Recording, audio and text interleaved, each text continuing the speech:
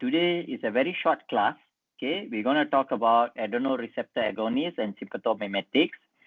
I've shared some SAQs with you all. Hope you all have attempted.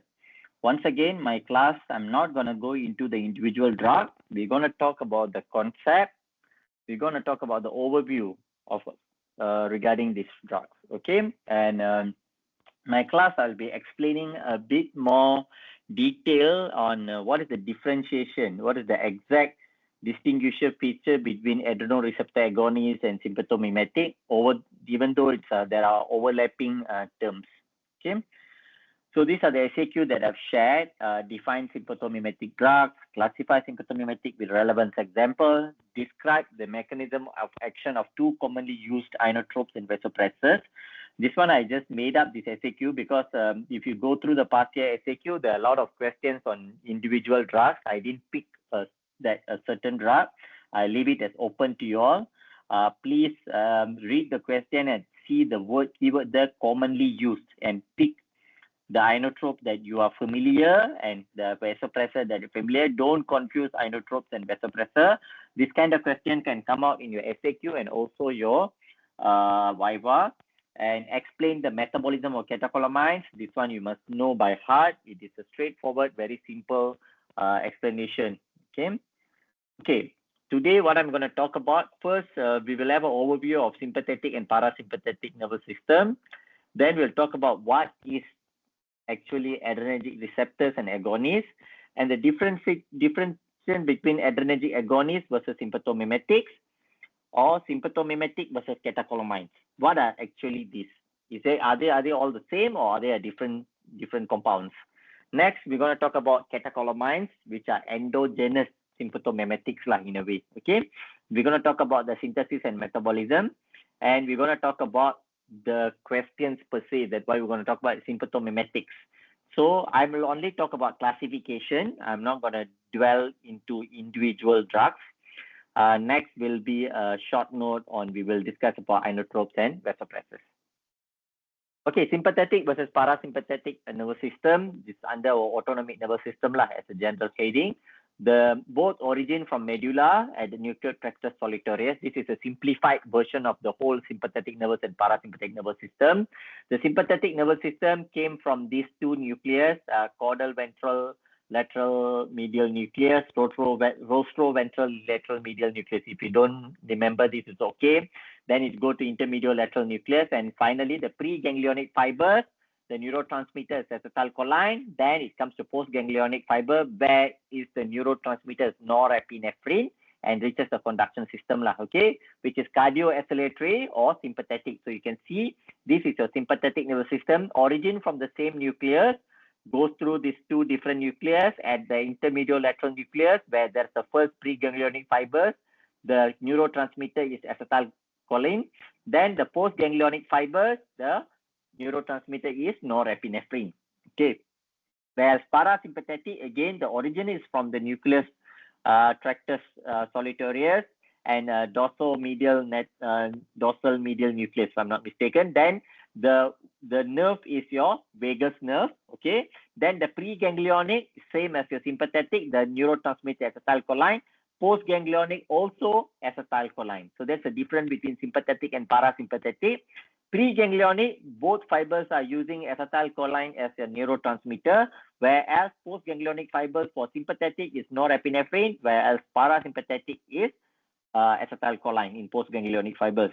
Parasympathetic is cardio-inhibitory, sympathetic is cardio-acceleratory. In a layman term, or the commonly used term, what we say, sympathetic is the system that prepare you for fight and flight, whereas parasympathetic system is the system that prepare you for rest and relax. Okay, rest and relax. So again, if you look at it, so first we look at parasympathetic here, both pre and post is acetylcholine. So what I want to concentrate here is we're talking about sympathetic. Sympathetic sweat glands is, there is no pre and post, just straight fibers with acetylcholine. But please look at the one that I've circled here. The sympathetic for cardiac and smooth muscles, preganglionic is acetylcholine, postganglionic norepinephrine, where the adrenergic receptors are alpha and beta. Okay, alpha and beta, which is adrenergic receptors. Okay, Whereas for sympathetic in the renal vascular smooth muscle everything, dopamine, acetylcholine, and dopamine receptors later on. And then from adrenal medulla, you have direct into your vessels and everything. It's epinephrine and norepinephrine. Okay, so this is just overview to explain. This is again look at the heart and vessels here, which is we are talking about mostly today in sympathomimetic with alpha and beta. It's norepinephrine. Okay, and then another sympathetic dopaminergic. So sympathetic can be sympathetic adrenergic and sympathetic dopaminergic. But as an overall, we still call them as under the sympathetic adrenergic system lah. Okay, so it all comes in here. And for blood vessels, again alpha and beta, it's direct. It's epinephrine and norepinephrine is a direct stimulation via the hormone catecholamines into the vessels. So what are adrenoreceptor agonists? What are sympathomimetics? What are catecholamines? Here, there's some. Adrenoreceptor agonists are compounds that act on adrenergic system. Okay, they are working on sympathetic nervous system. They activate adrenergic receptors. Mainly, when we talk about adrenergic receptor, we are talking about agonists at alpha and beta receptors. They are agonists and alpha and beta receptors. That's what they are called adrenoreceptor agonists. Okay, either positive, stimulate effect on sympathetic nervous system, sympathomimetic, alpha 1 and beta, or negative. Okay, they are still agonists at adrenoreceptors, but their effect on the sympathetic nervous system can be negative, which is sympatholytic, like alpha 2. Okay, adrenoreceptor agonist, a compound that has positive effect on adrenoreceptors, alpha and beta receptors. They can either stimulate alpha 1, which is sympathomimetic, activate sympathetic system, or they can stimulate beta receptors, which is again sympathetic system activation, or they can stimulate alpha 2 receptors, in which it is not activation, they are sympatholytic. Okay, alpha 2 agonists are sympatholytic, but they are still adrenoreceptor agonists. They are agonists at alpha 2, but they does not activate the sympathetic system, whereas they inhibit or they sympatholytic. So adrenoreceptor agonists can be natural compounds such as your catecholamines, epinephrine, norepinephrine, or dopamine, or synthetic. Okay, again I'm talking bit clarifying to you all. The adrenergic agonist, the sympathetic system can be sympathetic adrenergic or sympathetic noradrenergic. Our catecholamines, we have adrenaline, noradrenaline, and dopamine. Adrenaline and noradrenaline mainly only to alpha and beta, where dopamine, it has effect on alpha, beta, and dopamine receptor as well. Okay, so that's what I'm talking here. Okay, then what is the difference between adrenoreceptor agonists versus sympathomimetics? Okay, adrenoreceptor agonists can be sympathomimetic, but not all sympathomimetics are adrenoreceptor agonists. Okay, understand? All the sympathomimetics mean the drugs that activate the sympathetic system. Drugs that activate the sympathetic system are agonists at adrenoreceptors. So all sympathomimetics are adrenoreceptor agonists, but not all adrenoreceptor agonists are sympathomimetics. Okay, maybe I made it, I said it the other way around earlier, but let me clarify it again. All sympathomimetics are adrenoreceptor agonists. It means they have positive effect in sympathetic system by stimulating the adrenergic receptors. They activate the adrenergic receptors. But not all sympathomimetic adrenoreceptor agonists, but not all adrenoreceptor agonists are sympathomimetic, because adrenoreceptor agonists, they are agonists at adrenergic receptor, but they can activate the sympathetic system or they can inhibit the sympathetic system. Sympathomimetic are compounds that activate or stimulate the sympathetic nervous system. Only positive effect on sympathetic nervous system, that's why it's called sympathomimetic, can be natural catecholamines or synthetic. The agents that mimic the catecholamines effect. How does sympathomimetic act? They can act directly on this alpha and beta receptors, or indirectly via increasing the endogenous catecholamine, and that endogenous catecholamine will have effect on the alpha, beta, and dopa receptors. Some have direct and indirect action. We will talk about the classification again later. Please understand this concept. All sympathomimetic are adrenoreceptor agonists, but not all adrenoreceptor agonists are sympathomimetic. So we talk about adrenergic receptor and agonist again here. You see whether either they agonists at alpha 1, alpha 2, or beta, they all are adrenergic agonists. They're agonists at these receptors. But by stimulating alpha 1, you're actually causing a positive effect on sympathetic system. But stimulating alpha 2, you are causing negative effect on sympathetic system, sympatholytic. By stimulating beta receptors, you are activating sympathetic system, which is sympathomimetic. Alpha 1, excitation. Beta 1, excitation. Beta 2 is also sympathetic system, even though it's relaxation, but it's still sympathetic system. What does sympathetic system do? Sympathetic system, basically, the final outcome is increase oxygen supply. How do you increase oxygen supply? In vessels, you want to increase the blood pressure to increases the flow, to increases the oxygen delivery. But in pulmonary system, you have to go bronchodilation to increases the oxygen intake. So all that towards your sympathetic system. Whereas alpha 2 stimulation causes relaxation, but relaxation as in sympatholytic, not sympathomimetic. This concept can be a bit confusing, but try to understand it, okay? Don't say all adrenergic agonists are sympathomimetic or activate sympathetic system. Alpha 2 agonists are not sympathomimetic, they are sympatholytic. As your Presidex, your clonidine, all these drugs are alpha 2 agonists. But what they do not increase your sympathetic system. For instance, Presidex, it is an alpha 2, but it causes bradycardia. So it's not a sympathomimetic, okay? It reduces your, overall, it can reduce your BP. It reduces your blood pressure, so it cannot be sympathomimetic. Okay, again, adrenergic agonist, alpha 1, alpha 2, beta 1, beta 2. We are not talking about beta 3 here. Alpha 1, vasoconstriction, increased peripheral resistance, increased blood pressure, all these things, sympathetic system. Alpha 2 is sympatholytic. You see, inhibit norepinephrine. Inhibit. It practically causes you to relax. It causes heart rate to be low, BP to be low. Everything is relaxed. Beta 1, beta 2.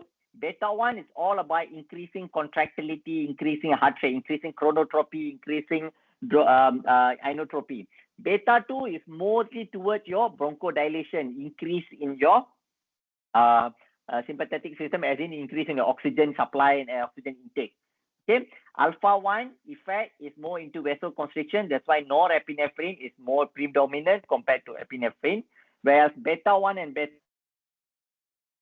2 epinephrine, they are more towards beta 1 activity and beta 2 activity towards the heart and lung. Okay, betas are towards heart and lung, whereas alpha 1 is towards the vessel. Okay, vasoconstriction. And all the alpha receptors or all the adrenergic receptor, alpha and beta receptors, all are working through G protein couple receptors. It could be in an easy way to put in all sympathetic system receptors. It can be either alpha, it can be either beta or dopamine or vasopressin. Everything works via G protein couple receptors. Some of them go through GQ, some of them GS and GI. Okay. We will talk about which one is which. As I mentioned here, we can see in this slide, alpha 1 is GQ. Okay, phospholipase C, and you get an increase in IP3 and DAG, and increase in calcium causes smooth muscle contraction. That's why you get vasoconstriction. Whereas your beta is GS. GS increases cyclic EMP. Cyclic EMP dual action. One in heart, it causes increase in myocardial contraction. Whereas in pulmonary system, it causes pulmonary dilation or bronchodilation. Alpha 2 is GI. So GI, that's why it inhibits. Okay, so there is no cyclic AMP. That's why it causes sympatholytic. It causes vasodilation. That's why your BP drop and everything. Okay. So classically, when you read The classification, if they give sympathomimetic here, if they write here the big heading sympathomimetic and they give you the classification of direct acting, mixed acting, indirect acting, this, it is actually a misnomer. Okay, the right way of classifying direct acting, mixed acting, or indirect acting is by adrenergic agonist. Adrenergic agonist is the one act via direct acting, indirect acting, or mixed acting. It is not sympathomimetics. Okay, of course, as I mentioned, all sympathomimetic are adrenergic agonists. My initial statement, all sympathomimetic are adrenergic agonists. That's why sometimes you can see in some book adrenergic agonist or sympathomimetic, they classify it like this. They interchangeably use that thing. So when you talk about adrenergic agonists, as I mentioned, drugs that stimulate your alpha and beta receptors, it can be sympathomimetic or sympatholytic. So adrenergic agonists, that's why they mention alpha-2 agonists as well, clonidine. So that's why I say adrenergic agonists, if you use this classification and you include clonidine here or you include Presidex here, that cannot be labeled as sympathomimetic. Okay, we'll come into this again. So direct acting means they directly act on alpha or beta receptors. Then indirect acting means they are indirectly increases endogenous norepinephrine level, and that endogenous norepinephrine will be causing the sympathetic effect. So it can be either increases direct release of noradrenaline or inhibit the reuptake of noradrenaline into the nerve terminal or inhibit the metabolism of noradrenaline or norepinephrine, like monoamine oxidase or catechol or methyltransferase inhibitors. Okay, some drugs will have mix of direct and indirect acting. The classical example is ephedrine. We'll come into that again. Okay, sympathomimetic versus catecholamine. Okay, sympathomimetic compounds that act on sympathetic nervous system. We talk about this lah. Okay, what are catecholamines? All catecholamines are sympathomimetics because catecholamines works on adrenergic receptors and they are sympathomimetics as well. Okay, because catecholamines are natural adrenergic agonists and catecholamines are also natural sympathomimetics. Compounds that act as neurotransmitter, they have positive effect on sympathetic nervous system, stimulate, so fight and flight. That's why they are classified as the natural sympathomimetic. They act directly and activate agonists at alpha-1, beta, and dopa receptor. That's why they call that adrenergic agonist or adrenergic receptor agonist. Okay, naturally occurring, they release from adrenal medulla, adrenaline, noradrenaline, and dopamine, or they can be synthetic, as in dobutamine, dopaxamine, or isoprenaline. Okay, why they are catecholamine? Because they have this chemical structure of dihydroxyphenylethylamine derivative with the catechol ring. Basically, what does that mean? In the ring, benzene ring, at the position of 3 and 4, they have hydroxyl group. Okay, okay, let me reinstate this statement. All sympathomimetics are adrenergic agonists, but not all adrenergic agonists are sympathomimetics. Catecholamines are sympathomimetics. Catecholamines are adrenergic agonists. Okay, understand this part.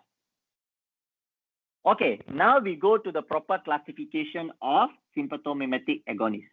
So as I mentioned, sympathomimetic agents or sympathomimetic agonist is the one that acts on your sympathetic system and stimulates it.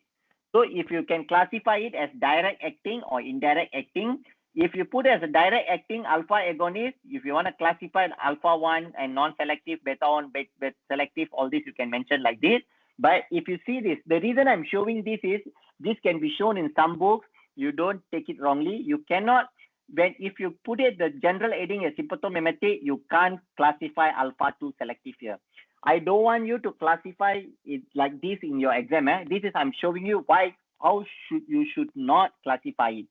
Okay, you just go into direct and indirect acting and mix, but you don't in your direct acting and under alpha agonist do not list alpha 2 selective agents there.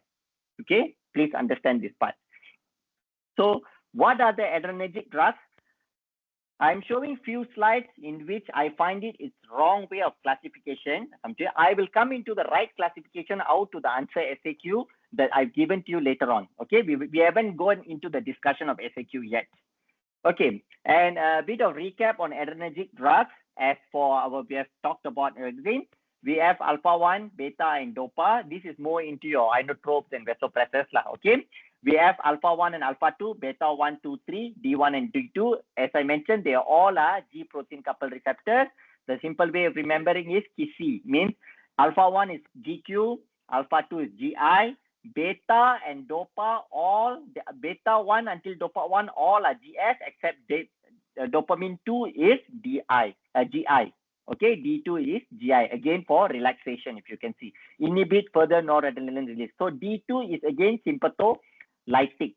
Alpha 2 and D2 is sympatholytic, whereas everything else are sympathomimetic. I'm not going into the details of each G protein coupled receptor mechanism and what are the outcomes. You all should know this by heart. Again, these are the ones. So this is actually, I shared this, I found this about all the main G protein coupled receptors receptors in your body that used by other drugs as well. You can see alpha 1, alpha 2, histamine receptors also G protein coupled receptors, and vasopressin also G protein coupled receptors. Muscarinic, we have talked about the odd numbers are GQ, even numbers are GI. This is just for recap, nothing to do with this topic. Just I found this the picture in one of the, I think somebody shared in Instagram or what. I found this like a summary of all the important G protein coupled receptors. So I just shared it here. Okay, now we go into the SAQ. One of the SAQ is we are talking about the catecholamine metabolism, which we are talking about noradrenaline, adrenaline. So before we go into metabolism, we talk about the synthesis as well. Okay, so we have adrenal gland have cortex and medulla. Cortex, we have cortex made up 70%, medulla made up 30%, and the cortex made up of 3 zones, which is zona glomerulosa, fasciculata, and reticularis, GFR. And then they produce different substances. Glomerulosa produce mineralocorticoid, fasciculata produce glucocorticoid, and reticularis produce androgens. How do I remember? GFR, outer to inner, outermost is G, R is inside GFR, and what they produce, salt becomes sweet, becomes sex. Okay, outermost layer, glomerulosa produces mineralocorticoid, which is a salt, glucocorticoids by the fasciculata sweet, and finally androgens, which is sex hormones. Now, in our topic, what we are talking about the medulla which produce the catecholamines. What are the endogenous catecholamines or natural catecholamines? We have norepinephrine, epinephrine, and dopamine. Okay, talking about the catecholamine synthesis, please pay attention on the left-hand side one, the one that I'm showing the arrow. The right-hand side one is with the SAR, structural activity, which is, this is from TPAC. Okay, this is for you to know about why the catecholamine have hydroxyl group. I will come into it. So in exam, if they ask you to write catecholamine synthesis, keep it as simple as this. Okay, this is more than enough. 1, 2, 3, 4, 5, 6. These are the 6 substances you're going to remember. These are the main enzymes and process if we want to mention. Okay, so it's from phenylalanine. It is not phenylephrine, it's from phenylalanine, it's an amino acid. Then it becomes P-tyrosine, then it becomes dopa, then it becomes dopamine, norepinephrine, epinephrine. This is the catecholamine synthesis, the pathway. Okay, and it uses either hydroxylation or decarboxylation. Okay, so and then in SAQ, in SBA or MCQ last time, the question is the tyrosine hydroxylase enzyme is the enzyme that can be easily saturated. So this is a rate limiting step. Okay, these are all amino acids.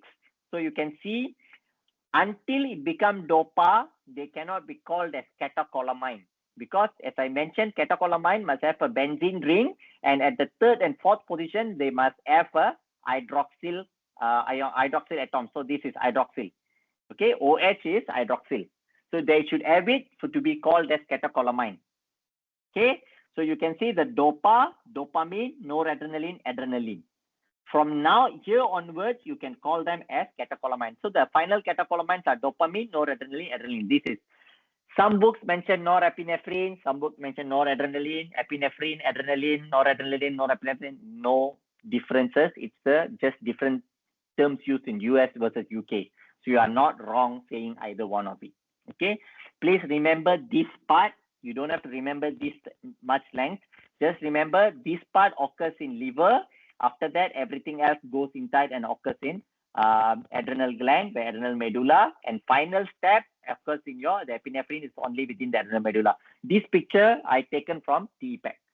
Okay, so these are the simplified synthesis that you must at least know for catecholamine synthesis. Okay, so adrenergic transmission starts with synthesis of norepinephrine, storage of norepinephrine, release, binding to postsynaptic receptor, ending of action by neuronal uptake, or metabolism by monoamine oxidase or catechol-methyl-transferase. So synthesis of norepinephrine, as I mentioned, is in the adrenal medulla. From that, after that comes in, it is stored in the vesicles in your nerve terminals. This is your nerve terminals. Okay. Then when there is a signal or there is a need, the release of neurotransmitters, thus all these catecholamine will be released. Okay, especially on norepinephrine, everything. And then once they go and bind to the receptor to produce activation of sympathetic system, once the action is ceased, then they get metabolized by your catechol or methyl-transferase or monoamine oxidase. That's how their action becomes stopped, or some of them become reuptake into nerve terminals. Okay, removal of norepinephrine by reuptake or by metabolism into inactive metabolites. So this is just for recap. Okay, next, for catecholamine metabolism. I've told you this is the minimum that you must know for the catecholamine synthesis. Now we are talking about what you must know minimum for catecholamine metabolism. If you're able to reproduce this exact diagram for catecholamine metabolism, you will get at least 80% of the mark, even without explaining anything. Okay, this is the most simplified schematic pathway that I've seen talking about catecholamine metabolism. So you're going to draw adrenaline and noradrenaline here. Okay, you're going to write noradrenaline here. And both of these undergoes methoxylation via this enzyme COMT, which is called catechol-O-methyl-transferase. What they do, they just take off the methyl chain from this adrenaline or noradrenaline. Okay, adrenaline or noradrenaline metabolized by catechol or methyl-transferase COMT enzyme, which is the methoxylation, and become meta-adrenaline or meta-noradrenaline. It's very easy to remember. Okay, adrenaline become meta-adrenaline, noradrenaline become meta-noradrenaline by enzyme COMT. And both of these, meta-adrenaline or meta-noradrenaline, undergoes oxidation via monoamine oxidase enzyme to become vanillyl mandelic acid, which is excreted in your urine. Okay, vanillyl mandelic acid is the final metabolite that is excreted in your urine. So this is the simplified version of your catecholamine metabolism that you at least know. Okay, that's why when there is a catecholamine or methyl-transferase inhibitor or monoamine oxidase inhibitor is taken by patients, some of your antipsychotics, everything, they will inhibit the metabolism of adrenaline and noradrenaline. That's why it can cause increase in sympathetic activity in patient, and they can go into sympathetic urgency or hypertensive urgency, BPI, tachycardia, and everything. Okay, this is the reason why we are worried about giving ephedrine to a patient who already on antipsychotics. Okay, because they will cause increase in endogenous matter, and they causes the reason why we use it, because it can cause an unexpected increase in your sympathetic output. Okay, so these are the one we're talking about. Mainly we talk about monoamine oxidase inhibitors. We will ask, or if the patient is taking antipsychotic, or we should avoid ephedrine, tramal for all these patients. We have talked about petidine and everything. Okay, remember that part. So again, simplified version, adrenaline become meta-adrenaline, noradrenaline become meta-noradrenaline via COMT. Then both of them go oxidation via monoamine oxidase to become vanillyl mandelic acid, and it's being excreted in your urine. So this is the, again, I found some nice pictures, and this I keep it for. This is you can see, this is one picture shows everything lah. Dopamine. We didn't talk about the metabolite of dopamine. Dopamine become metabolite to homo-vanillic acid lah. But the the important thing you have to remember is, at least for norepinephrine, epinephrine become vanillyl mandelic acid via COMT enzyme and MAO enzyme. Again, the same thing, the thing. So I just want to show these pictures. I kept it for myself. I just want to put it here as well. Okay. So now we go into the questions of sympathomimetic. Out of the 4 FAQ, I talked about the metabolism. I also included synthesis there. So now we're going to talk about sympathomimetics. Again, sympathomimetic compounds that activate your sympathetic system, preparing you for fight or flight response. It increases heart rate, increases your BP, reduce your digestion, means it increases the oxygen demand. It increases your oxygen supply to your organs, okay, by maximizing the blood flow. Okay, so sympathomimetic definitions: compounds that act on and activate sympathetic nervous system. The question says define sympathomimetic drug. The marks is 1 mark. So you can't just say the first sentence and expect to get 1 mark. So you have to give a bit more information. The minimum information you have to give is compounds that act on and activate sympathetic nervous system. That's why it's called sympathomimetic. They are agonists at adrenoreceptors, which are alpha-1, beta, and dopa receptors. Can be natural, catecholamine, or synthetic, which mimic catecholamine effect. This minimum information you have to give. You don't have to go into classification, because usually the next question will be a classification question. Okay, for 1 mark, you don't have to classify the drug. You can just mention this part. What is meant by sympathomimetic? How do they act in generally? Okay. If they ask about classification, classified based on mode of action, whether they're direct, indirect, or mixed. Direct means they directly bind to the receptors to activate sympathetic nervous system. Means they directly bind to adrenoreceptors. Indirect means they increase the availability of endogenous neurotransmitters, especially norepinephrine, by increasing their release. Displacing them from storage means increases the release. Decreasing the reuptake or inhibiting their metabolism. So direct action, drug directly activates the receptor. This is your adrenoreceptor. So adrenergic agonist, which is sympathomimetics, go and activate it. Indirect action, they does not activate the receptor, but they increase the release of endogenous neurotransmitter, and that endogenous neurotransmitter will go and bind to the receptor. So indirectly increasing the sympathetic output. Some drugs have both action, direct and indirect, which is called as mixed action. So sympathomimetic, direct acting, stimulate the receptors. So this is the approach. Okay, as I said, all sympathomimetic are adrenergic agonists. This is the approach that is being used in our examiner's report. I went through past year SAQ question. They want you to use this sympathomimetic classification according to adrenergic agonist classification, which is direct, indirect, and mixed. Okay, so classification based on mode of action: direct, stimulate receptor; indirect, increase level of mixed direct. So this is the classification based on mode of action, which is encouraged by the examiners in our examiner's report. Okay, which is similar classification to adrenergic agonist. So I will, in exam point of view, I want you to do this. Earlier, I've talked a lot for your understanding, but now I'm going towards exam oriented. Okay, my exam oriented answer will be based on what has been commented in examiner's report, where they want you to follow the adrenergic agonist classification approach, but do not mention clonidine as an adrenergic agonist in your sympathomimetic, okay, or Presidex. Okay, alpha-2 agonists are not sympathomimetics. So you're gonna only talk about alpha-1, beta-1, and beta-2. So broader concept is based on classification, which includes all the sympathomimetic above, and also the vasopressor and inotropes. So classification based on structure is more towards including all the drugs that you use day-to-day life, where you think as a general, you include it as sympathomimetic, like inotropes, vasopressors, and everything.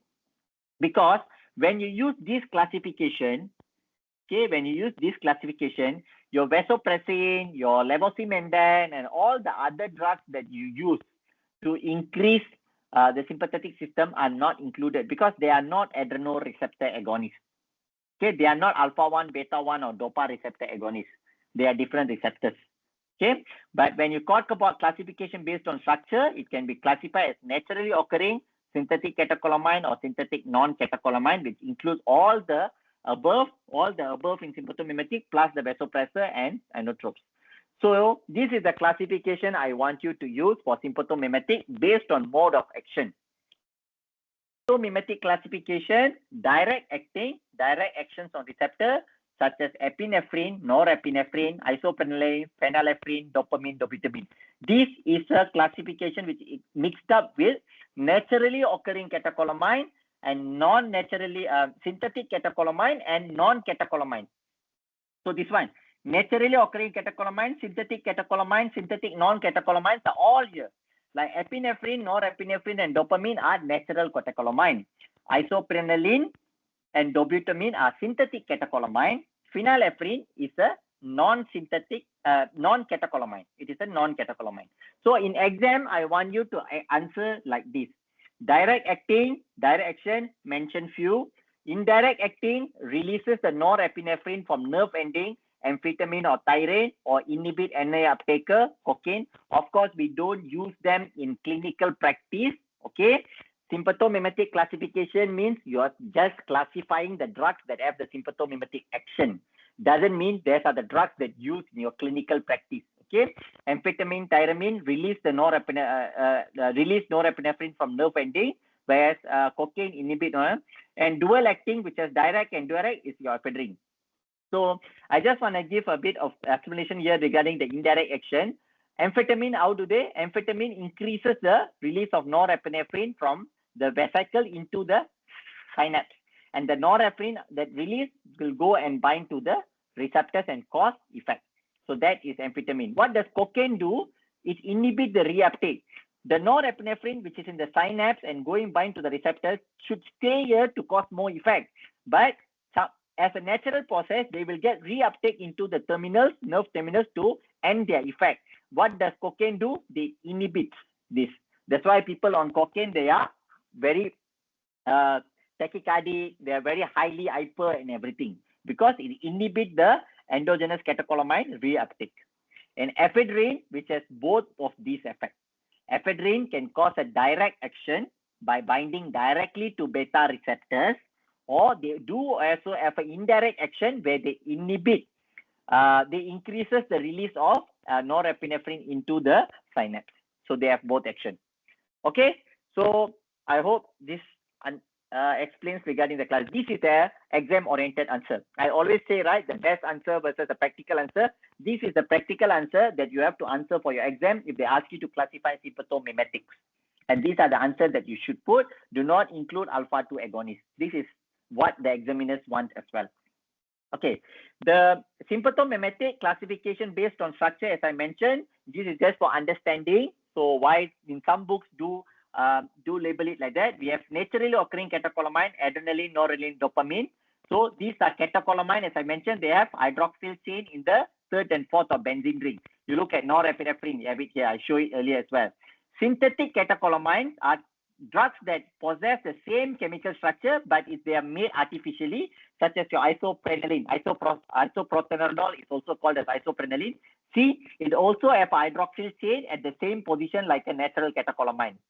3 and 4 position of benzene ring, they contain hydroxyl chain. The synthetic catecholamine are dobutamine, dopaxamine, isoprenylane. And synthetic non-catecholamines mean they do not possess the chemical structure as the natural catecholamine. You see ephedrine, phenylephrine, metaraminol, all are synthetic non-catecholamine. So they are non-catecholamine means they don't have the hydroxyl chain. Look at the ephedrine. Okay, they are sympathomimetic, but they are not catecholamine structure. They don't have hydroxyl chain. So this is for your understanding. Okay, now we leave the FAQ alone. Now we talk about a bit more broader concept, which is directed towards the clinical aspect. Okay, in clinical aspect, we don't say start sympathomimetic. This direct acting sympathomimetic. We use the terms inotropes and vasopressor in terms of increasing blood pressure, or in our clinical practice to maintain the patient's oxygen delivery or blood flow. Okay, so what do we mean by inotropes and vasopressor? Inotrope, ino mean contractility, tropes mean stimulation. So compounds that increases cardiac contractility are called inotrope. Vasopressor, as the name suggests, vessel and press the vessel. So induce vasoconstriction. As overall, they called as vasoactive drugs. Okay, vasoactive drugs. Okay, so this is a classification that shows sometimes they can be overlapping. Okay, please look at this,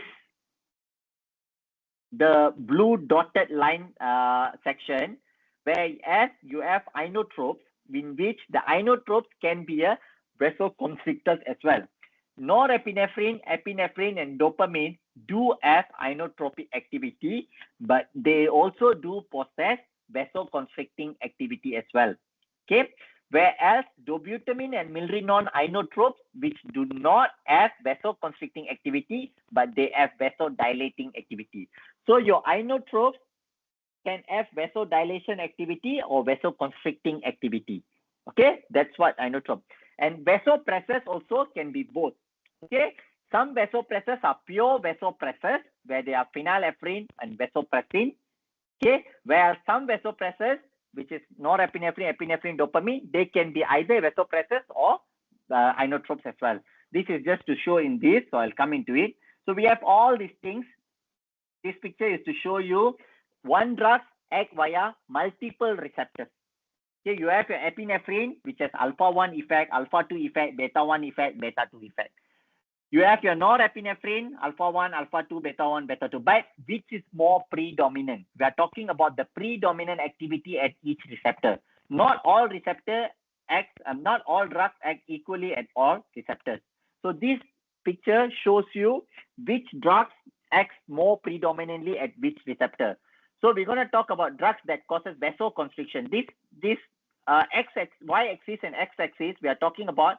Y-axis talks about the vessel tone, vasoconstriction and vasodilatation, where the x-axis talking about the inotropic effect. So the one more towards on my right hand side will be more inotropy, towards the left will be less inotropy, but the one going up will be more vasoconstriction. So just look at the drugs that we use the most. Look at norepinephrine. Norepinephrine, the predominant effect is alpha-1. That's why it causes more vasoconstricting activity. But they do possess beta-1 activity. That's why they can be classified as inotropes as well. And we talk about dobutamine. Dobutamine is considered as an inotrope where it is mostly on beta-1. It has a very minimal alpha-1 activity. Okay, so it is purely inotrope rather than a vasopressor. Epinephrine, it is a drug that possesses alpha-1 activity and beta-1 activity equally. So it is equally considered as a vasoconstrictor and also a inotrope. And let's say you have a vasopressin. Vasopressin is, as the name suggests, is purely a vasoconstrictor. That's why you see it does not possess any inotropic activity. It does not come into this site there. Okay, this is a picture that shows into your usage of drugs in clinical effect. Okay, and when you talk about epinephrine and dopamine at low dose is more towards your vasoconstriction. At a high dose, it is low dose is inotropic effect. High dose it causes a vasoconstrict effect. So I remember as BLAH, blah. Beta effect at low dose and alpha effect at high dose, BLAH, blah. Dopamine, I remember as blah, BLAH. Beta effect at low dose, alpha effect at high dose. That's why previously we used dopamine for renoprotective at low dose.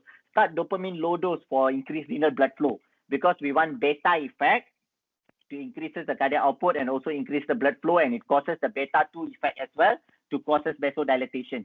Okay, so this kind of things we talk about. Okay, beta at low dose and a high dose is alpha effect kind of thing. Okay, so you can see here, even epinephrine have the same thing.